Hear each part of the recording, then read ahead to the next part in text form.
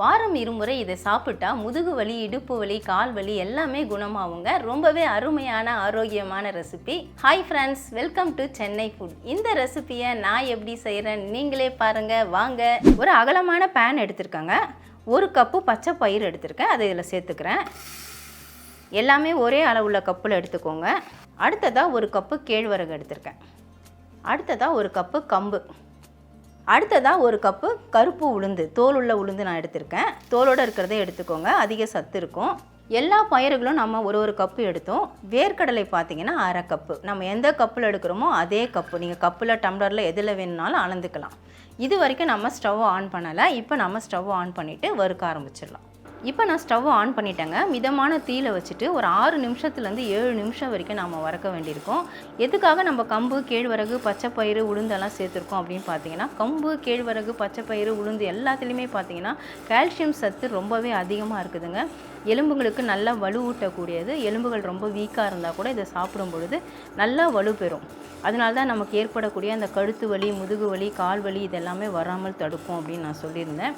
கூடவே பார்த்திங்கன்னா வேர்க்கடலை சேர்த்துருக்கோம். பாதாம் பருப்பில் இருக்கக்கூடிய அத்தனை சத்துக்களும் வேர்க்கடலையில் இருக்குது.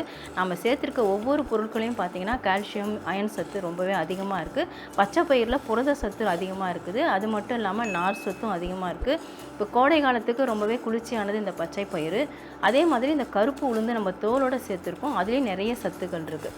இது நம்ம மிதமான தீயில் வச்சுட்டு நல்லா வறுத்துக்கணும். நான் கிட்டத்தட்ட ஒரு 8 நிமிஷமாக வறுத்துட்ருக்குறேங்க. இப்போ பாருங்கள், நல்லா வறுபட்டுடுச்சு. நம்ம சேர்க்கும் போது எப்படி இருந்தது, இப்போ கலர் நல்லா மாறி இருக்குது, நல்லா வாசம் வருது. மிதமான தீயில் வச்சுட்டு ஒரு 8 நிமிஷம் நம்ம வறுத்துக்கிட்டால் போகிறோம். இப்போ நான் பிளேட்டுக்கு மாற்றிக்கிறேன். கரண்டியை வச்சு நல்லா பரட்டி விடுங்க. நல்லா சூடு ஆறணும். நம்ம வறுத்து வச்ச பொருட்கள் நல்லா சூடு ஆறிடுச்சுங்க. இதை நம்ம மிக்ஸி ஜாருக்கு மாற்றிக்கலாம்.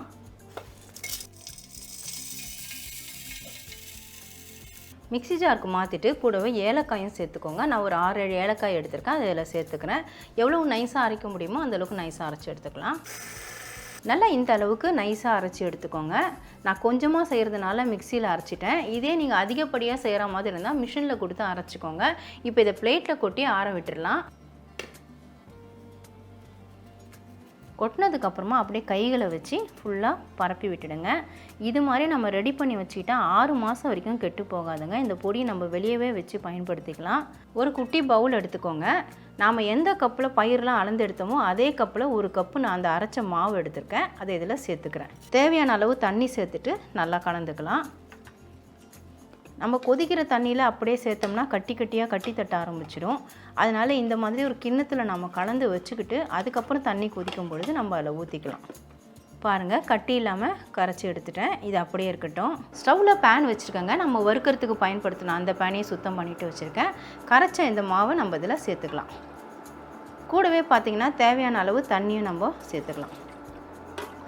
நான் இது வரைக்கும் பார்த்திங்கன்னா ஒரு 400 ml அளவுக்கு தண்ணி சேர்த்துருக்கேன். இதுக்கு மேலே நம்ம திக்னஸை பொறுத்து வேணுன்ற அளவுக்கு நம்ம தண்ணி சேர்த்துக்கலாம். இப்போ நல்லா கொதிக்கணும். இப்போ நான் ஸ்டவ் ஹை ஃப்ளேமில் தாங்க வச்சுருக்கிறேன். நல்லா கொதிக்க ஆரம்பிச்சிருச்சு பாருங்கள். கொதிக்க ஆரம்பித்த உடனே முதல்ல தண்ணியாக இருந்த மாதிரி இருந்தது, இப்போ நல்லா திக்காக இருக்க ஆரம்பிச்சது. நம்ம என்ன தான் வறுத்து சேர்த்தாலுமே சிறுதானியங்கள் நல்லா வேக வச்சு சாப்பிட்ணும், இல்லைனா வயிறு வலி ஏற்படுத்தும். அதனால் ஒரு 5 நிமிஷம் லோ ஃப்ளேமில் வச்சுட்டு நம்ம கொதிக்க விட்டுடலாம். மிதமான தீயில் வச்சுட்டு ஒரு 5 நிமிஷமாக இடையில கலந்து விடுறேங்க. சும்மா கலந்துகிட்டே இருக்கணும்னு அவசியம் இல்லை, இடையில கலந்து விட்டால் போதும். நல்லா கொதிக்கும் பொழுது பார்த்திங்கன்னா ரொம்ப திக்காயிட்டு வந்தது. நான் எக்ஸ்ட்ராவாக ஒரு 100 mlலேருந்து 150 ml வரைக்கும் தண்ணி சேர்த்துருக்கேன். தண்ணிலாம் உங்கள் தேவைக்கு தாங்க, திக்காக வேணுமா தண்ணியாக இருக்கணுமான்றது நீங்களே முடிவு பண்ணிக்கலாம். உங்கள் தேவைக்கு நீங்கள் தண்ணி சேர்த்துக்கலாம். இப்போ நல்லா ஒரு 5 நிமிஷமாக நல்லா வெந்துடுச்சு. இப்போ நம்ம இனிப்புக்காக நான் வெல்லம் சேர்க்குறேங்க. வெல்லம் பார்த்திங்கன்னா நம்ம எல்லா பயிரும் அளந்தெடுத்த அதே கப்பில் 1 கப்பு பொடிச்ச வெல்லம் சேர்க்குறேன். சுத்தமான வெல்லம்ங்கிறதுனால நான் அப்படியே சேர்த்துறேன். சப்போஸ் வெல்லத்தில் தும்பு தூசி இருக்கிற மாதிரி இருந்தால் கொஞ்சமாக தண்ணி விட்டு வெல்லம் கரையிற அளவுக்கு கொதிக்க விட்டு அதுக்கப்புறம் வடிகட்டி சேர்த்துக்கோங்க. வெல்லம் தான் சேர்க்கணுன்றது இல்லைங்க, நீங்கள் கருப்பட்டி கூட சேர்த்துக்கலாம், அதாவது பனை வெல்லம் கூட சேர்த்துக்கலாம். இல்லைனா பேரிச்சம்பழத்தை நல்லா ஊற வச்சுட்டு ஒரு 10-15 பேரிச்சம்பழத்தை மிக்சியில் அரைச்சிட்டு அதை கூட இனிப்புக்காக சேர்த்துக்கலாம். இல்லைனா தேன் கடைசியாக நீங்கள் குடிக்க போதும்போது தேன் சேர்த்துட்டு கூட நீங்கள் குடிச்சிக்கலாம்.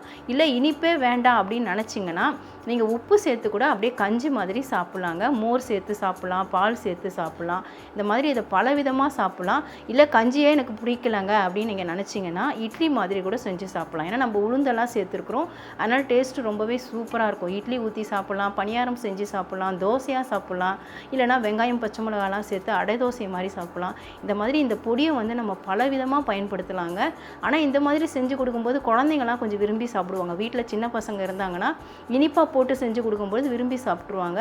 ரொம்ப ரொம்ப உடம்புக்கு நல்லது. இப்போ ஒர்க்கிங் உமன்ஸ்லாம் நிறைய பேர் இருக்காங்க. எல்லாருக்குமே பார்த்தீங்கன்னா இடுப்பு வலி, முதுகு வலி, கால் வலி இந்த மாதிரி பிரச்சனைகள் இருந்துட்டு இருக்குது. வாரம் 2 நாள் இதை நம்ம பயன்படுத்தணும் இந்த பொடியை. இதை நீங்கள் கஞ்சியாக தான் சாப்பிடணும், இனிப்பு போட்டு சாப்பிடணுன்றது கட்டாயம் இல்லை. நான் சொன்ன மாதிரி எந்த மெத்தடில் வேணாலும் நீங்கள் செஞ்சு சாப்பிட்லாங்க. ஆனால் வாரத்தில் 2 நாள் சாப்பிடணும். இப்போ நம்ம சேர்த்த வெல்லம் பாருங்கள் நல்லா கரைஞ்சிடுச்சு. அடுத்ததாக பார்த்தீங்கன்னா நம்ம தோலோடு சேர்த்துருக்கனால கொஞ்சம் வாயு தொல்லை இருக்கும். நம்ம பச்சை பயிறு, கருப்பு உளுந்து எல்லாமே தோலோடு சேர்த்துருக்கோம். அதுக்காக 1/4 டீஸ்பூன் சுக்குத்தூள் சேர்த்துக்கிறேன். இது வந்து ஆப்ஷனல் தாங்க, உங்களுக்கு பிடிச்சிருந்தா நீங்கள் சேர்த்துக்கலாம், இல்லைன்னா ஸ்கிப் பண்ணிக்கோங்க. அதே மாதிரி ஒரு பிஞ்சு சால்ட்டு அதையும் சேர்த்துட்டு நல்லா கலந்து விட்டுக்கலாம். அடுத்ததாக பார்த்தீங்கன்னா 1 கப்பு தேங்காய் துருவல் சேர்க்குறேன். எந்த கப்பில் நம்ம பயிரெல்லாம் எடுத்தோமோ அதே கப்பில் தான் நான் சேர்க்குறேன். உங்களுக்கு தேவையான அளவு நீங்கள் சேர்த்துக்கலாம். அதில் இருக்கக்கூடிய கருமை பகுதி எல்லாத்தையும் எடுத்துகிட்டு நம்ம ஒயிட்டை மட்டும் வச்சே துருவிருக்கோம், அதே இதில் சேர்த்துக்கலாம். நீங்கள் தேங்காய் துருவல் சேர்க்குறது உங்களுக்கு விருப்பம் இல்லைன்னா அந்த பால் கூட நீங்கள் சேர்த்துக்கலாம். பால் சேர்க்குற மாதிரி தான் ஸ்டவ் ஆஃப் பண்ணிவிட்டு கடைசியாக சேருங்க. இல்லை சேர்த்துட்டு ஒரு கொதிக்க ஆரம்பிக்கும் பொழுது ஸ்டவ் ஆஃப் பண்ணிவிடுங்க.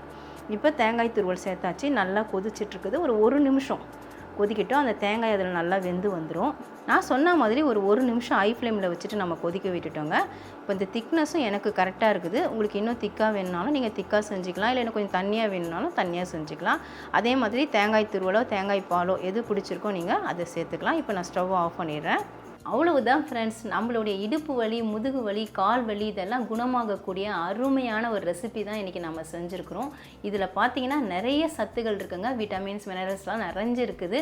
நான் ஒரு சில சத்துக்கள் மட்டும்தான் உங்ககிட்ட சொல்லியிருந்தேன். இப்போ நான் சர்விங் கிளாஸ்க்கு மாற்றிட்டேன். எப்படி இருக்குன்னு நீங்களே பாருங்கள். நம்ம போட்ட அந்த தேங்காய் துருவெல்லாம் மேலே நல்லா மிதந்துட்டுருக்குது. வேணும்னா நீங்கள் நட்ஸு கட் பண்ணி கூட சேர்த்துக்கலாம். பாதாம், பிஸ்தா, முந்திரிலாம் பொடியாக நறுக்கிட்டு கூட மேலே தூவி கொடுக்கலாம். இப்போ நம்ம டேஸ்ட் எப்படி இருக்குன்னு பார்த்துடலாமா?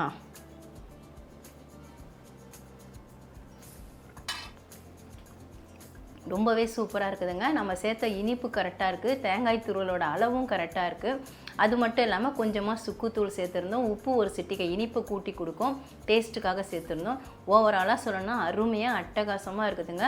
இந்த ஒரு பொடியை மட்டும் நம்ம பண்ணி வச்சுக்கிட்டா போதும். இதை நீங்கள் மார்னிங் பிரேக்ஃபாஸ்ட்டுக்கும் சாப்பிட்லாம், இல்லை ஈவினிங் டைமில் குழந்தைங்க பசின்னு கேட்டாலும் இந்த மாதிரி நம்ம ரெடி பண்ணி கொடுக்கலாம். நான் கிட்டத்தட்ட பாயசம் போல் ரெடி பண்ணியிருக்கிறேன். பாயசமாகவும் ரெடி பண்ணலாம், கஞ்சி போலவும் ரெடி பண்ணலாம், இல்லை நான் சொன்ன மற்ற விஷயங்கள் இப்போ சொல்லியிருக்கேன் அது மாதிரி கூட நீங்கள் ரெடி பண்ணி கொடுக்கலாம்.